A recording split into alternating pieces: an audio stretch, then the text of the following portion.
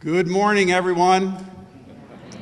And I'll say it again, graduates, congratulations. I salute your success. I noticed somebody here in the front row with Dream Big on her hat, and I just encourage all of you, in fact, everyone in this room, to dream big. But I must say that I'm feeling a range of emotions this morning as I stand before you. Of course, I feel elation for the great success that the graduates have achieved, but I'm sad and I'm frustrated and I'm angry this morning. Sad because my heart breaks for those families who were the families of the children who were senselessly killed in Connecticut yesterday.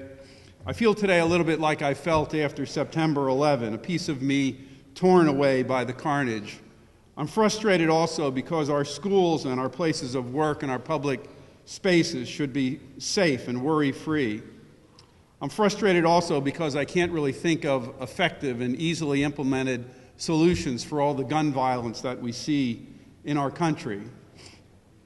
And I'm angry because this day should be a celebration and now it's tainted, and forever there'll be a footnote that I got my degree the day after those children, those people were killed in Connecticut.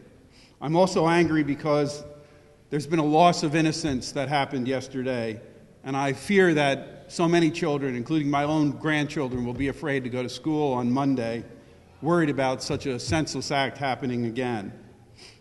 So I regret that your special day has been tainted in some way, but we celebrate nonetheless.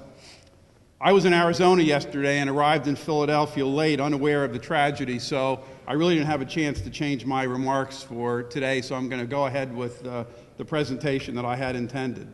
So let's move on. Dr. McMillan, trustees, members of the platform party, the administration, faculty, staff, and you candidates for graduation, and guests. It's a great honor and privilege for me to be here with you today as your keynote speaker, and I'm absolutely delighted to be here. Graduates, what a glorious day for you. You made it. All the hard work, the sacrifice, the sweat, the tears has all come together today. Congratulations. You have much for which to be proud, and it's a very well done job indeed.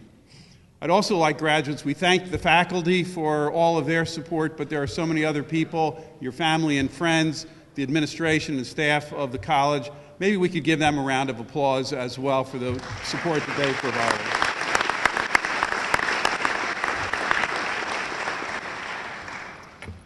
On Wednesday evening, I was flying to Phoenix. I was about to have a few meetings there and a holiday party for my staff in our Mesa office. And I decided to open up my presentation and just kind of rehearse it one more time and do a little bit of wordsmithing. It was a safe speech, probably would have been entertaining. It was a little bit about me, a little bit about our company, a little bit about the future of technology. I was calling for you to follow your dream and some helpful advice from an old grandfather guy like me. As I read it, I just couldn't help thinking that, this is the same speech I gave at the graduation in 1967 to the class of Reading High. As I said, it likely would have been a good speech and completely forgettable, which I guess all graduation speeches are. So Thursday I thought about that, and I was a little unsettled by my remarks, so on the flight back from Phoenix last night, I decided to kind of tear up the whole thing and start over. So I decided to challenge you just with two ideas that I hope you'll think about as you leave here today. If you believe as I do that good ideas, probably more than anything else, will shape our lives and impact the world around us, join me in considering these. I'd really like to go deep on both of the ideas, but time just doesn't permit that. The first one is the global idea. Today in Africa, an entrepreneur is up early running her business. Armed with only a mobile phone, that's her only technology, she's running a business that serves a global market. She ships a product to the U.S. and Western Europe. In Singapore, a young man runs a manufacturing business with just one employee, yet he services a global market, sourcing products from contractors all over Southeast Asia and using UPS as his logistics partner. And from a base in China, a construction company is building a resort hotel in in the Bahamas, using 8,000 Chinese workers working round the clock, 24/7. The scope of the construction project is large, and a typical project of this scope would take 4 years to complete. Yet, This company is building the project in 18 months at only half the cost. This is the world we live in. This is the world that you're going to compete in as you go forward.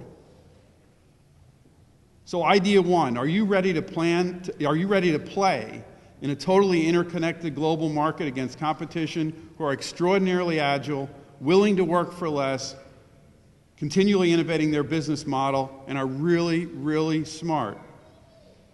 Do you know where to begin? Are you ready for that? Give it some thought. It's an ultra-competitive global marketplace that we all live in today. And it's tough to compete, but we can do it. You can do it. Idea two, the American idea. What happened to the concept of rugged independence, self-reliance? Who are we? What do we stand for? What do you stand for?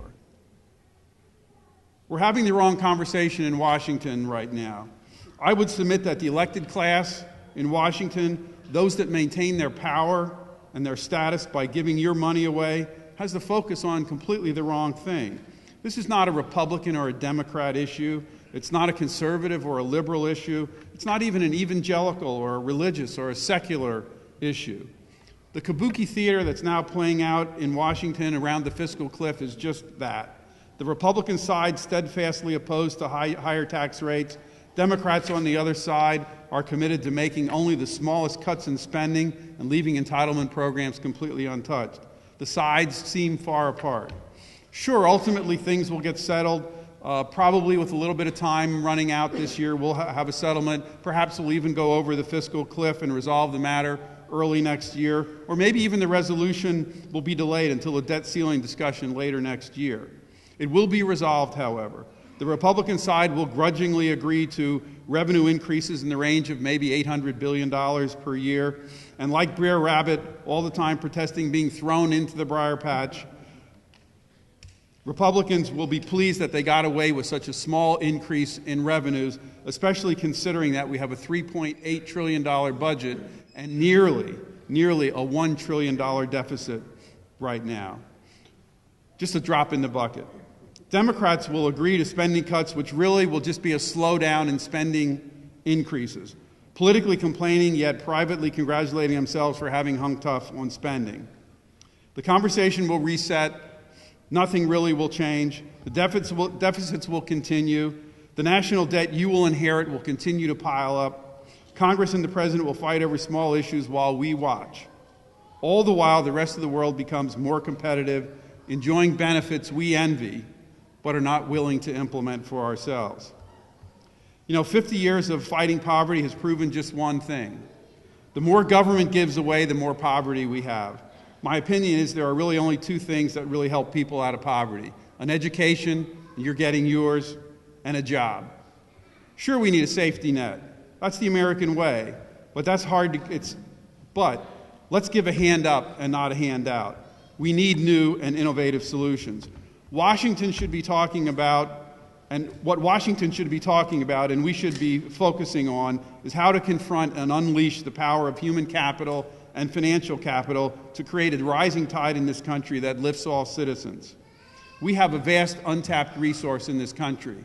It's us, right here in this room, American citizens. Turn it loose. When Singapore won its independence from the British in 1965, the per capita income of the country was just $650. Today, that income is $61,000. $650 to $61,000. That trajectory continues. How did it happen? An unbridled national commitment to economic growth, innovation, job creation, and capitalism. We must take a page from that playbook. I heard an interesting statistic a few weeks ago. It was attributed to the Brookings Institution. Essentially, it indicates that if an individual can graduate from high school, remain single until age 21, and not have a child until after 21, the likelihood of that person ever living in poverty in their entire life is just 0.7%. 0.7%. And that's in a country where our citizens have a poverty rate of over 15% today. So my challenge to you is this: think globally, commit to the American idea, get a job if you don't already have one, and I mean that, get a job doing anything. I mean that. Work in fast food, work in a nursing home, Go to North Dakota and work in the oil fields. Go to New York or New Jersey and help rebuild broken homes and shattered lives. You can learn something valuable literally from every job. Statistically, you'll probably have many jobs as you go through your life and through your career. In my own case, I got an undergraduate degree in industrial engineering, and I had the great fortune of working for a local steel company summers while I was going to school as an industrial engineer. And I learned a very important lesson in that job. I didn't really want to be an industrial engineer. So believe me, I'm not discounting the value of your degree or your Albright experience. All I'm suggesting is that it's merely a foundation. Think of your degree as a license to learn and a license to grow. Believe in the American idea. You are here today in the greatest country in the world. We have our flaws, but it remains a place where somebody like me with my background, grew up in a middle-class family, my dad worked in a factory, my mom was a housewife, can go to college, start a business, and stand before you proudly today. So commit to lifelong learning. Though you graduate today and complete your learning, your education has just begun. Trust me on that one. Now, I'd like to close by sharing with you my favorite story. There was a Harvard professor. This was told to me as a true story, by the way. There was a Harvard professor, and I guess I should change the story to say it was an Albright professor. But it was told to me that it was a Harvard professor. And each year in the summer, between semesters, he would go to the south coast of Spain near Valencia, to study and write and reflect. And this particular morning, the professor awoke, and it was early, the sun was just coming up, and as his eyes opened, he just had this feeling, and you've probably had a feeling like this yourselves, that it was just going to be the most wonderful day. And as his feet hit the floor, again, it was just, this feeling was renewed that it was going to be just the most wonderful day. So he quickly got dressed and he exited his house, and this was one of those beautiful Mediterranean villages with the terracotta roofs and the whitewashed walls. And as he emerged from the cottage that he rented for the summer, it had rained overnight, and there was a glisten on all of the homes, and there was a fresh smell in the air that the rain had sort of washed everything clean.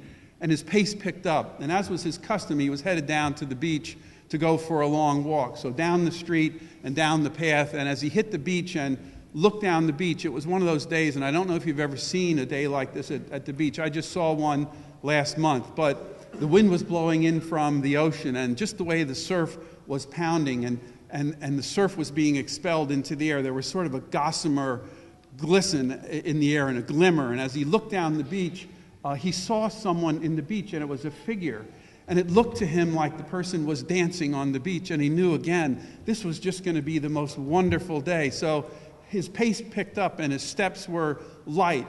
And as he got close to the person, he noticed that there were thousands, no, there really were tens of thousands of starfish that had washed up on the beach. And as he got close to the figure, he noticed it was a young man, and he really wasn't dancing. He was gently picking up the starfish and throwing them back into the ocean. And he thought, just what a remarkable sight this is. So he walked up to the young man and said, "Son, what are you doing?"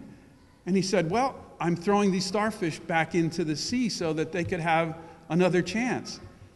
And the professor said, "Well, son, there's thousands of starfish here. You couldn't possibly make a difference." And now the two men were close together, and they were nearly face to face.